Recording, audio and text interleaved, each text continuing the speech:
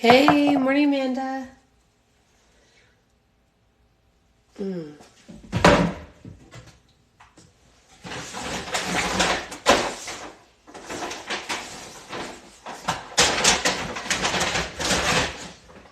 Oh, there it is. I found it. Morning. You're making coffee too? Nice, nice.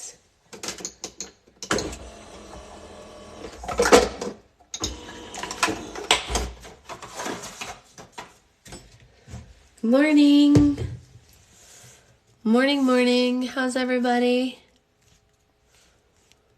How's it shaking?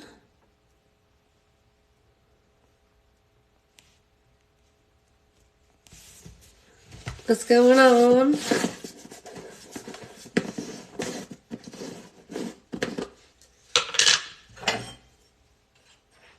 I'm making coffee. What are you doing? Making coffee. Like I do. Me if I wanted to connect my device to something. I was like, no, I do not want to connect my device to anything. Stop it. Whatever, we'll finish this. 312 for you, very cool. Hey, Becca. That's cool. It can be different times for different people. All good, friend, all good. It's morning here, but even if it was afternoon, I'd probably still be making coffee if we're being honest with one another. I drink too much coffee. Y'all, I'm at Five Below, and one of the slugs here is 37 ounces. 0.37 ounces. And how many dollars is the question, right? 0.37 ounces and how many dollars?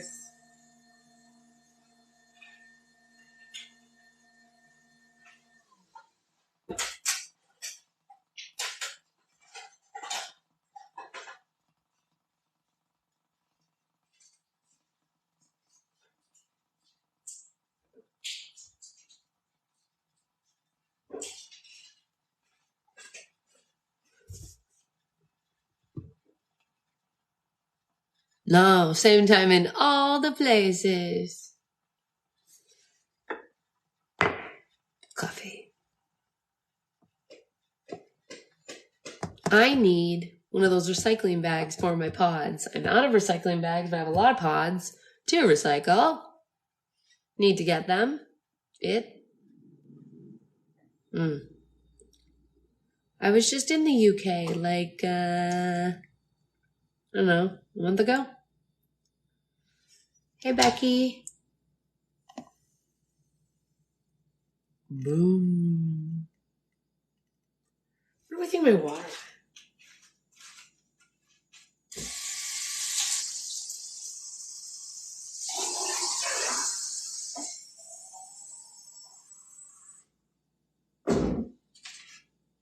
Weird. Yeah, it was my first time. Hey, Julia.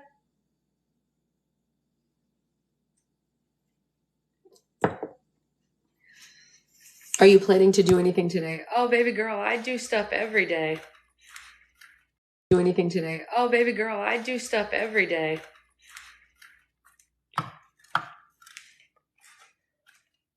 She's ordering food from the place. Hey, Brian, how are you? It was very invite sent. What invite was sent? Uh-oh, who did I invite? Did I do something? Who did I invite? It just said invite sent. Who did I invite? Oh dear. Oh dear. Oh, I've done something now. I was just trying to tell Brian that it was fun being on his live yesterday. You accidentally. Okay, sorry, Brian. Sorry, at least it was Brian and not a stranger. Whew, that would have been scary. I'd much rather have. That's okay, Brian. Don't worry. It was an accident. But Brian, I was just trying to tell you how much fun I had watching your live yesterday. I hardly ever get to watch other people's lives because I'm usually, just but I decided to kind of body double with you. I just did other work while I was watching your live. And it was fun because I really love when you do that kind of stuff with all that information.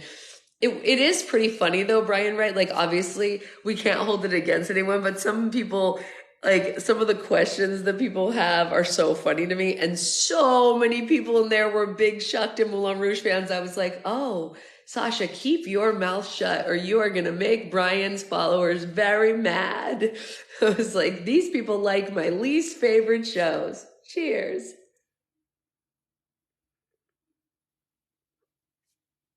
You're spending money on Thai Live? What does that mean? Do I even want to know what that means? Yeah, you should definitely join Brian's Live if you're a Broadway person. Hey, Renee. If anyone in here is interested in the business of Broadway, my friend Brian here, Morning Alley, is the best resource ever. Since I have left New York, I have completely lived on his content. Nice, pink and purple. What brand did you get, Grace? I've lived on his content, and he is one of my main connections to the knowledge base of what's going on over there. So just, letting you all know. That's all I have to say. I have nothing else to say about the matter. Shout out to Brian Miller. We're just still able to charge $134 a night. It's got stands. Oh, for sure it's got stands. It always has. Yeah. Wait, why don't you support Arctic Fox? Is there a problem with them? I don't know anything about it if there is. I know people who use Arctic Fox. They said it's good. I know. Moulin Rouge stands are a lot. They're a lot. I don't dislike Moulin Rouge nearly as much as I dislike Shucked. There's a controversy with the CEO, but would have to refresh myself. Oh, really? I've never used it, so I guess I just didn't pay attention. Oops. Oopsie-daisy. Well, cheers to that, I guess. Hey, James. Good morning.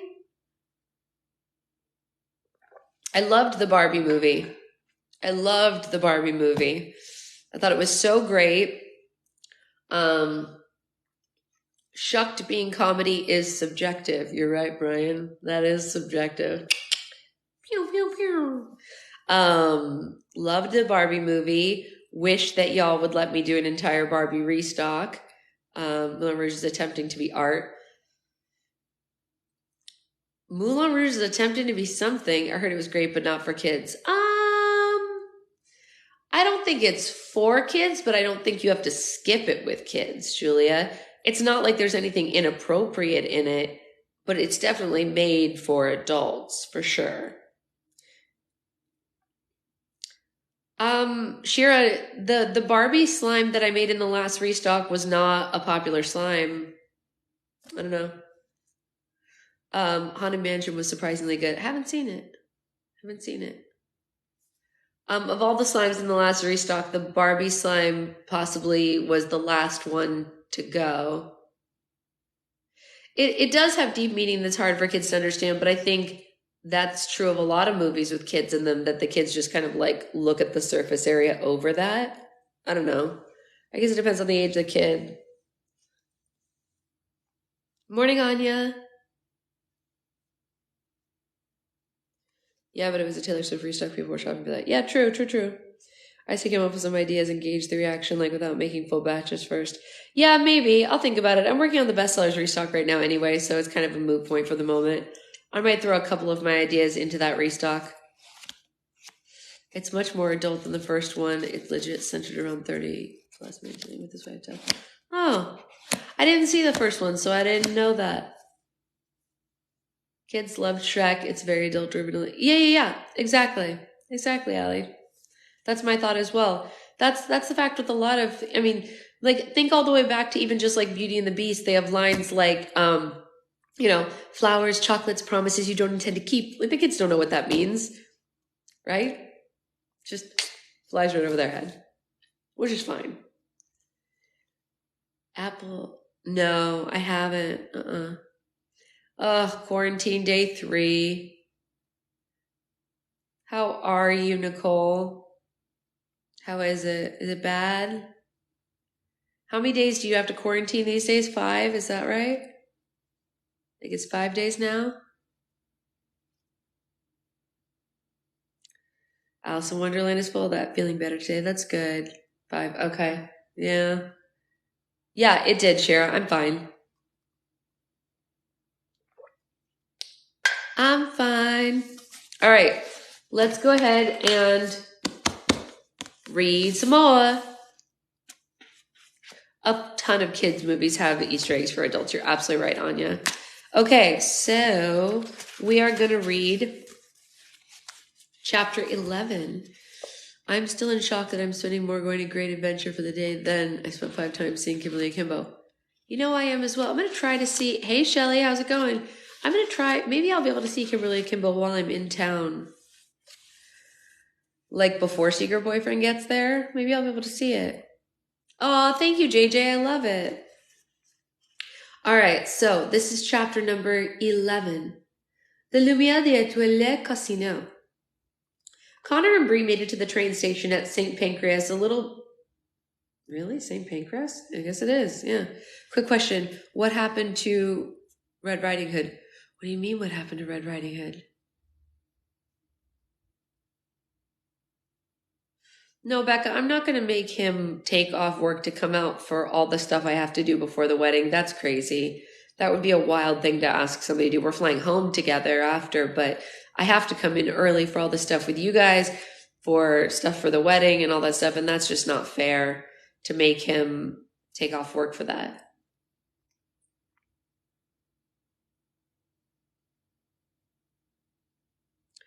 Oh, nothing happened to Red Riding Hood. She had just asked Red Riding Hood for dating advice. And so she was saying that Red would be proud if she could see her with him. But she can't because she's in her own kingdom. Oh, no. They're just in different kingdoms. I think she was just musing in her head. Yeah, no. To my knowledge, Red is fine. Yeah, you should do that during book club. All right, so let's get reading, folks. Connor and Bree made it to the train station at St. Pancras a little before 6 o'clock that morning. They hadn't slept all night, but neither showed any indication of being tired. They were living on adrenaline and determination. Connor had never run away before, but now he understood why Jack and Goldilocks preferred a life on the run. Despite the circumstances, it had been a very exciting day. Bree hadn't stopped smiling since they left the South Bank. I'm friends with a lion statue. I'm friends with a lion statue, she sang to herself over and over again. They gawked at a large map over the ticketing counters and tried to make sense of all the colorful lines showing which trains traveled where. Doesn't look like there's anything direct to Monte Carlo, Connor said. We'll have to stop in Paris, where a thick blue line ends, and then you get on the thin dotted orange line. Your knowledge of travel terminology is so impressive, Bree joked. They stood in line and zigzagged to the counter with the other early morning travelers. The ticketing agent had frizzy red hair and huge bags under her eyes. She drank coffee from an enormous mug like it was water. Next, Connor and Bree approached her. 2 tickets to Paris, please, Bree said. The agent looked at them like they had to ask to borrow her car. Like they had asked to borrow her car. Do you have a guardian accompanying you, or are you unaccompanied minors with a form signed by your parents? She asked. Bree and Connor froze. Both of them had somehow forgotten that being 14 years old might set them back on this trip. We, Bree began, but nothing came out. Connor panicked and looked around the train station for a solution. In a far corner, he saw a very elderly woman sitting in a wheelchair by herself. Her hair was teased up into a large poof, and she had a face full of makeup on. She somberly stared at the floor as she held her purse and small suitcase in her lap. We're traveling with our grandmother, Connor said. We are? Bree asked. Connor gestured to the old woman in the corner. We are, Bree continued. Stupid me. Make it 3 tickets to Paris, she said, looking back at the ticketing agent. That's your grandmother? The ticketing agent asked. Yep, that's Granny Pearl, Connor said. She doesn't speak a lick of English, so she asked us to buy the tickets. Connor energetically waved to the old woman. Just 1 more minute, Gram! Pearl, as they had christened her, was rather confused as to why 2 young strangers were waving at her in the middle of the train station, but decided to wave back with a friendly smile. She also appeared to be a little senile, which was working in their favor. The ticketing agent shrugged and checked the ticket options. The only availability we have for 3 on the next train is in the first class compartment. Well, great. How much? Connor asked. Well, that'll be £200 each, the ticketing agent said. Connor gulped. Boy, that's a lot of weight, he said. We'll take it. Good thing Granny Pearl gave us a lot of money. He exchanged cash for the tickets and walked away quickly from the ticketing counter and towards Pearl. Bree glanced over her shoulder and saw the ticketing agent suspiciously glaring at them over her coffee mug. She's still watching us. What shall we do? Bree whispered to Connor. Grab the old lady and get on the train, I guess, he whispered back. We can't kidnap an old woman. What other option do we have? Their hearts were racing. They were about to commit the biggest crime of their lives. They leaned down to the old woman and quietly spoke to her. Hello there. Would you mind doing us a favor? Connor asked her. Pearl just smiled blankly at them. He had guessed correctly. She didn't know a lick of English. Wiedersehen, see? She asked. What did she just say? Connor asked. I think she said, Who are you? Bree said. She's German. You speak German? No, only a little bit. My real grandma was born in Germany. Ask her if she wants to go on this trip with us, Connor said. Bree licked her lips, tried translating. Would you like Ian Ritze with uns? Pearl blinked a couple of times, causing her head to move slightly. I think that counts as a nod. Grab her and let's go, Connor whispered. Bree grabbed the handles of Pearl's wheelchair and they pushed her towards the security line. Pearl smiled as cheerfully as ever, clearly without the slightest clue what was going on. They handed their tickets to the man at the security counter, and he carefully looked over them. Ik heb wordt een evenhuis, Pearl told the man casually. Bree panicked nervously and burst into fake laughter. Oh, Granny, you're so funny, she said loudly. You've been making jokes all day. The man handed them back their tickets and allowed them to move forward. What did she just tell him? Connor whispered to Bree. She said I'm being kidnapped. Bree whispered back. Oh, he said, and guiltily looked down at their captive. Pearl's big smile never left her face. Well, she's taking it very well then. They pushed her wheelchair all the way down the platform and boarded the car at the front of the train. The train attendant folded her wheelchair and stowed it with their luggage. Connor and Bree helped Pearl up the steps and onto the train and into their private first-class compartment. It was very luxurious for a pair of teenage runaways and a kidnapped old woman. It had red cushioned seats and white drapes over a large square window. They gently sat Pearl down and took the seats across from her. Connor and Bree sat very still and watched Pearl like she was a poisonous animal until the train pulled away from the station. They were convinced at any minute she might start screaming for help, but she never did. Pearl just kept on smiling and contentedly watched the land move outside the window. The train's speed gradually increased as soon as they were zooming through the English countryside on their way to Paris. Connor found a pamphlet in their compartment and looked at the map on the back of it. It's exactly like the map in the station.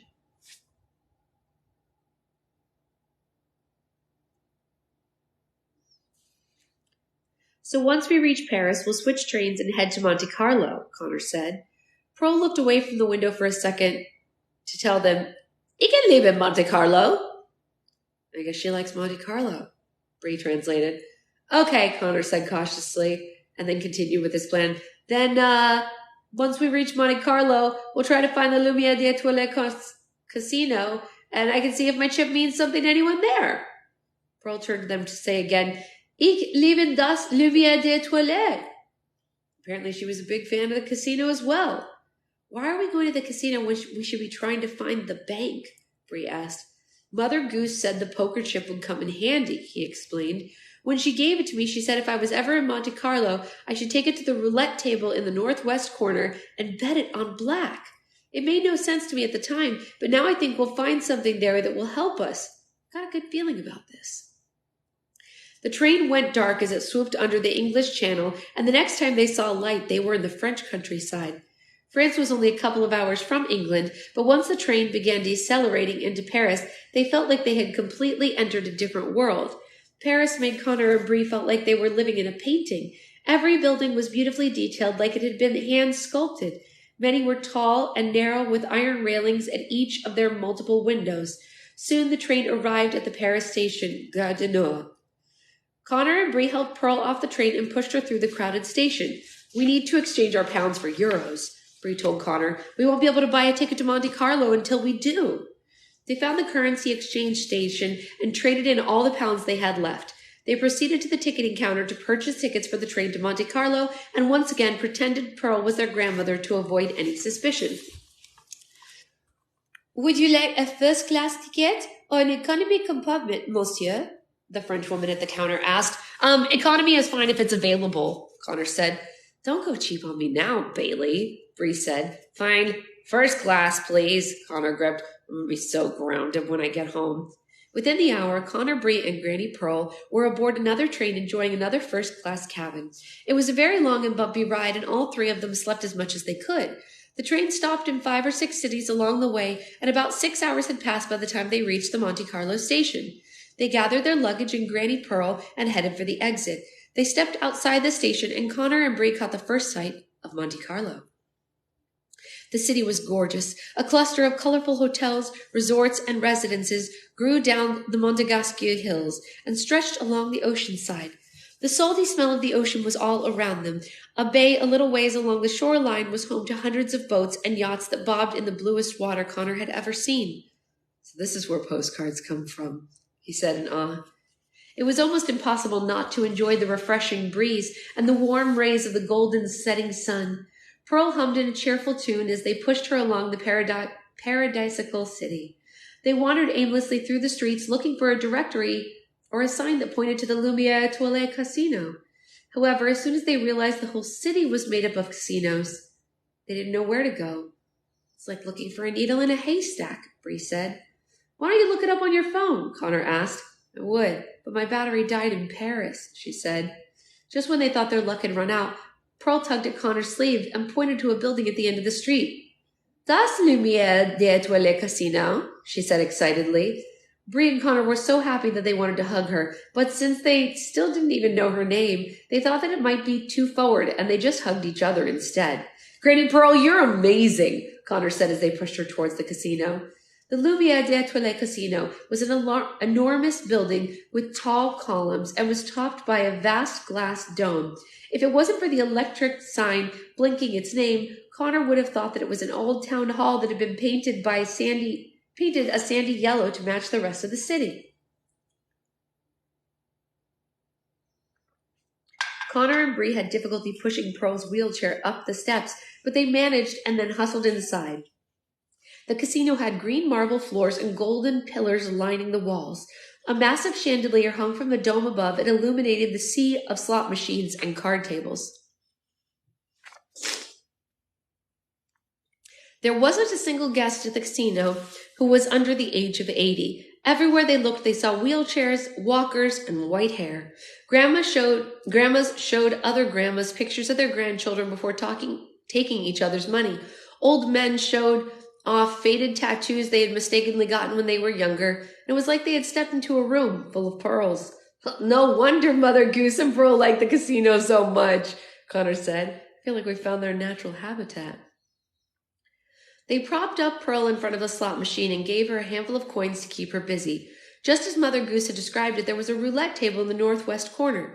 It was the only table in the casino that was completely empty. Connor and Bree walked through the crowd of senior citizens, receiving strange looks from all of them as they did. They stood out like sore thumbs. They got to the roulette table, and Connor reached into his pocket for the poker chip. The roulette dealer wore a white button-down shirt with a black vest and a bow tie. He put his hands up to stop them before they said a word. Sincerest apologies, mademoiselle and monsieur, but this table is reserved for a special chip only, the dealer said, and I do not believe either of you are old enough to be in the casino anyway. Connor showed him the blue poker chip, and the dealer's eyes lit up. We didn't come to gamble, Connor said, but I'd like to bet this on black. It must have been code for something, because the dealer dropped his hands and raised his eyebrows at the teenagers. He looked at them shrewdly. I see, he said. One moment, please. He picked up the receiver of a telephone under the roulette table and said, Monsieur, nous avons quelqu'un envers un jeton noir. He said in French to whoever was on the other end of the phone and then promptly hung up. The manager will be with you shortly. Connor and Bree didn't know whether this was good news or bad news. Had the chip actually led them to something useful, or were they just going to be escorted out of the casino by the manager? A moment later, the manager of the Lumiere d'Etoile casino met them at the roulette table. He was a tall and burly man with a thick mustache. He wore a sharp suit and straightened his tie as he greeted them. Bonjour, the manager said. I believe I can be of some assistance. Connor showed him the poker chip. Yeah, this belongs to our grandmother, he said, and then gestured to Pearl over at the slot machine. Pearl had proven to be a great cover thus far, so Connor figured it shouldn't hurt to help him there too. May I? The manager asked an opened hand. Connor handed the chip to him, and the manager pulled a magnifying glass out of his lapel and examined the ridges and the sides of the chip. Very well. Please follow me, he said, walking away from the roulette table. Connor and Bree exchanged looks, each wanting the other to go first. Finally, Connor followed the manager with Bree right on his heels. The manager led them through the casino and into an elevator, politely holding the door open. The elevator had a button for each of the buildings 5 floors above them, but once the doors shut, the manager pressed several at once as if he were entering a secret code. When he was finished, the elevator took Connor and Bree by surprise. It started traveling down to an unmarked level. Are you enjoying Monte Carlo? The manager asked casually as the elevator descended. Yep, Connor peeped nervously, terrified of where they might be going. Finally, the elevator came to a stop and the doors opened. Right this way, the manager said and escorted them out of the elevator. To their amazement, Connor and Bree found themselves at the top level of a gigantic underground courtyard. It was like they were looking at a 4-story cell block beneath them, but instead of prison cells, the walls were lined with rows of vaults. So this is where the vault is, Connor said. This isn't really a casino. It's a secret bank, Bree said. Oh no, it's still one of Monte Carlo's finest casinos, the manager reassured them. But before it was a casino, it was one of the world's greatest private storage facilities for hundreds of years. The building was bought in the early 1900s on the condition that it remain a working storage facility. The vaults are not rented nor leased, but purchased in perpetuity, like cemetery plots. So, there are things inside these vaults that will never be seen again, Connor asked. Usually the vaults and their possessions are inherited, but occasionally we have clients who pass on before naming a benefactor, the manager explained. And those people's valuables will just be locked away for the rest of time. Yes, the manager said. But typically when people lock away something in an underground vault, it's because they don't wish to share it with the world. Connor and Bree gulped in unison. The thought of what might be behind some of the metal doors gave them chills. Now, please follow me and I will show you to your grandmother's vault, the manager said. They followed him down 2 flights of stairs to the 3rd highest level. Here we are, Vault 317, the manager said, and stood to the side of the vault door. Wait, how do you know for sure that this is our vault? Connor asked. Each chip contains a small number on its side, and I examined yours before bringing you down here, the manager explained. Each chip also acts as a key. The sides are not ridged like normal chips, but have several unique grooves and dents. When you place the correct chip into the center of a vault's lock and spin the handles, the vault will open.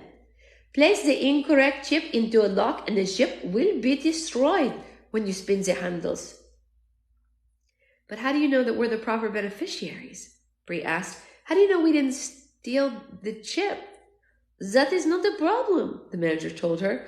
According to this 300-year-old policy, whoever is in possession of the chip is the rightful beneficiary. We give 1 chip to each client if it breaks or gets lost or is stolen. That is not our issue. We avoid many lawsuits and robberies this way. Bree and Connor nodded in their understanding. This was a very strange and very serious storage facility. It wasn't a shock that Mother Goose had her business here. Now please enjoy your time with whatever your vault possesses, the manager said. It is also policies that I leave the room before you open it to uphold or guarantee the utmost privacy of your possessions. Please wait until I have entered the elevator before opening the vault. When you have finished with your possessions, please take the elevator to the main floor. He spoke so casually that they thought there was nothing, even though there was nothing casual about this place. The manager walked off in the direction that they had come from. He climbed up the stairs and disappeared into the elevator. This place is intense, Connor said. This place is awesome, Bree said. Think about what might be in this vault, or these vaults. Think about who might be in these vaults. It dawned on Connor that what most people found frightening, Bree found intriguing, and knowing this about her both frightened and intrigued him. Well, fingers crossed this works, Connor said. He put the chip into the vault's lock, spun the handles around the lock, and the door opened with a pop. A gust of air, carrying a mix of scents, came with it. Both of his hands were on the handles, but he didn't pull the door fully open. What are you waiting for? Bree asked. I just thought about all of the potentially amazing and horrible things that might be waiting for us inside, he said. I know, Bree said. Too bad my phone is dead, otherwise I'd take pictures. Connor grunted as he pulled the heavy door open. He and Bree stepped inside the vault and looked around in astonishment at the treasures Mother Goose had acquired over the centuries. It looked like they were in the storage room of a museum. There were large Egyptian busts, small Fabergé eggs, hundreds of rolled-up scrolls, portraits, canvases, dinosaur bones, clay pots and pans, and even a gigantic machine gun from World War II. Connor and Bree began searching through items. Some of them were so outrageous that they completely forgot what they were looking for. Mother Goose had labeled many of the objects, and they had a difficult time believing their accuracy. A pair of wooden dentures had a note pinned to it that said, George Washington's teeth. A large rolled-up scroll was tagged, Map to Atlantis. Hey, Bee, where are you going? Where are you flying to? And a small envelope containing a telegram said, Amelia Earhart's forwarding address. Bree's eyes were practically bulging out of her head when she read the tag on the small goblet. You don't think this is actually the Holy Grail, do you? She said and raised the cup to show Connor. Probably not, Connor said. Bree sighed with relief and tossed the cup aside. She unrolled the portrait and laughed. This painting is labeled the original Mona Lisa, with a note from Leonardo da Vinci that probably isn't real either, she said, showing it to him. That one might be legit, Connor said, remembering Mother Goose's Da Vinci stories. Bree suddenly looked like she was holding an explosive in her hands and gently put it back where she found it.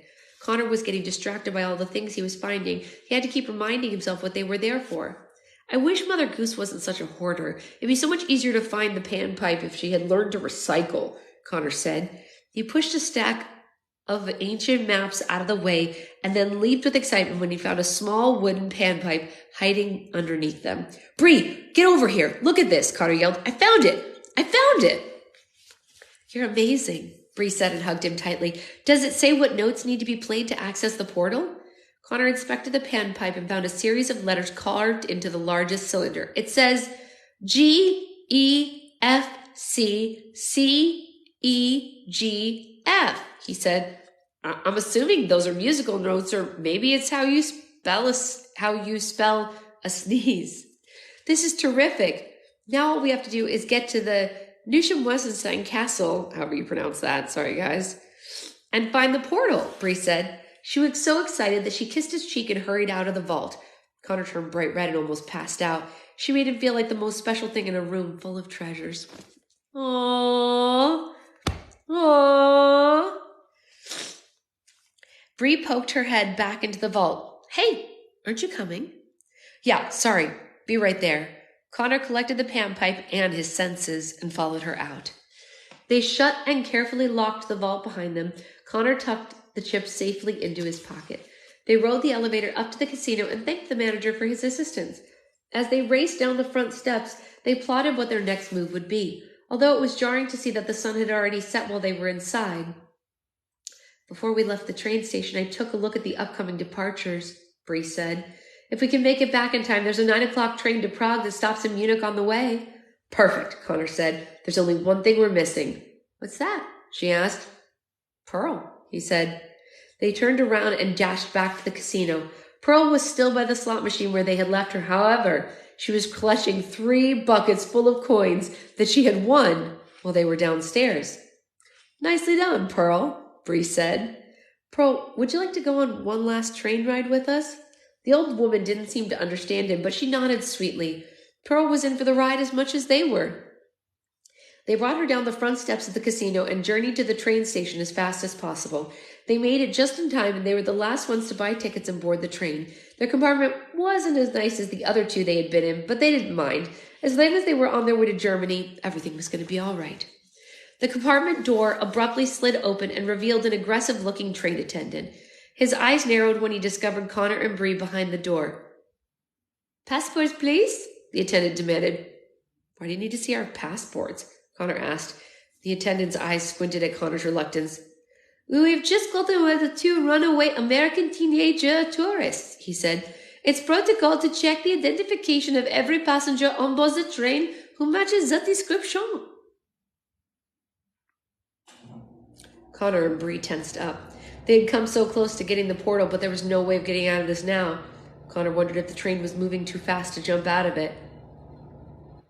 "But these are my grandchildren," Pearl said in perfect English. Connor and Bree turned their heads so quickly that they almost gave themselves whiplash. Had she been coherent the entire time? "I understand that, madame, but we still need to check their passports," the attendants insisted. Fine, Pearl said. "Let me get my purse and I'll find them for you." She slowly went to her bag. One pen, one piece of hard candy, and one coin at a time. She pulled out wads of tissue, folded up notes, and stamped letters that she had forgotten to mail. The attendant grew impatient, waiting for her to retrieve the passports. "Oh, where did I put those passports?" Pearl said. "We were just in Monte Carlo, and I put them in my pocket, and then we got back on the train, and I put them in my suitcase. Oh, yes, they're in my suitcase. If you wouldn't mind kindly waiting another moment, I'll have a look for them in my suitcase." "That's quite all right, madame," the attendant said. He had run out of patience for the day. "I trust you. Please forgive this disturbance," he said, and slid the door shut. They heard his footsteps travel down the train. Pearl put her belongings back into her purse and then looked up at Connor and Bree. Both of them were staring at her with wide eyes and open mouths as if she were on fire. "So where are we off to next?" Pearl asked them sweetly. "Have you been aware of what's going on this entire time?" Connor asked her, completely mortified. "I'm old, but I'm not ancient. I can speak English too, you know," she said. "And you let us take you around the continent willingly?" Bree asked, just as horrified. "Yeah," Pearl said. "You seemed like nice kids at the train station in London. I wasn't sure what was going on at first, but I knew it would be good fun once we got on the train." Connor and Bree looked at each other. Both wore the same bewildered expression. "I ran away on my own adventure when I was your age," Pearl said. "I fell in love with a circus clown named Fabrizio and followed him around the globe." "Did you get caught?" Bree asked. "No. After 6 months of following him, I finally had the courage to tell Fabrizio how I felt," Pearl said. "What happened?" Connor asked. "Was he creeped out because you were stalking him? Did he break your heart?" "No. We were married for 64 years until he died," Pearl said. "Back then, actions spoke louder than words. We just did what our hearts told us to. These days, people act like love is an island and all they want to do is swim around it and to it, but no one wants to get wet. Right, Bee?" "What were you doing at the London train station?" Bree asked. "I've been visiting my son," she said. "He dropped me off, but I wasn't ready to go home yet. But I think I'm ready now. Disappearing for 2 days is the perfect amount of time to get your children to value you a bit more. I've enjoyed our little adventure together, but I'm very tired, and I should probably get off at the next stop and take the train home." Bree and Connor shook their heads and laughed. "What's your real name, anyway?" Connor asked. "It's Elsa," she said with a big smile. "But I insist you call me Granny Pearl."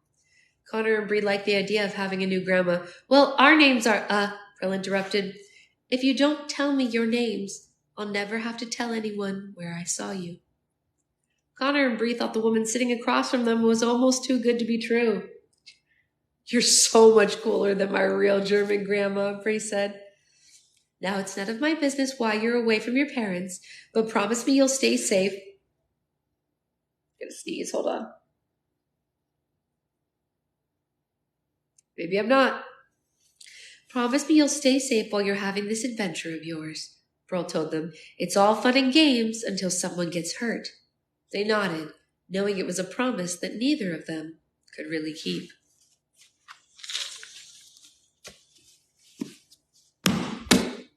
That's funny.